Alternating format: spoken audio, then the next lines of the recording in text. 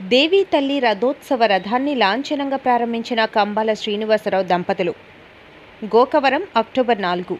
తూర్పుగోదావరి జిల్లా గోకవరం మండలం పరిధిలోని భక్తి భావనతో కలకలలాడిన ఈ రోజున దేవీ తల్లి అమ్మవారికి కంబాల శ్రీనివాసరావు భక్తి శ్రద్ధలతో నిర్మించిన అద్భుతమైన రథం లాంఛనంగా ప్రారంభమైంది. తంటికొండ దారిలోని సిఎండి లేఅవుట్లో ఈ కార్యక్రమం వైభవంగా జరిగింది. స్థానికులు, భక్తులు పెద్ద సంఖ్యలో హాజరై అమ్మవారికి జై నినాదాలతో ఆ ప్రాంగణాన్ని మార్మోగించారు. ఈ సందర్భంగా కంబాల శ్రీనివాసరావు దంపతులు మాట్లాడుతూ, దేవీ తల్లి ఆశీస్సులతో గ్రామ ప్రజలకు శాంతి, సౌభాగ్యం, అభివృద్ధి కలగాలని మనసారా కోరుకుంటున్నామని తెలిపారు. రథం ఆకర్షణీయంగా అలంకరించబడింది.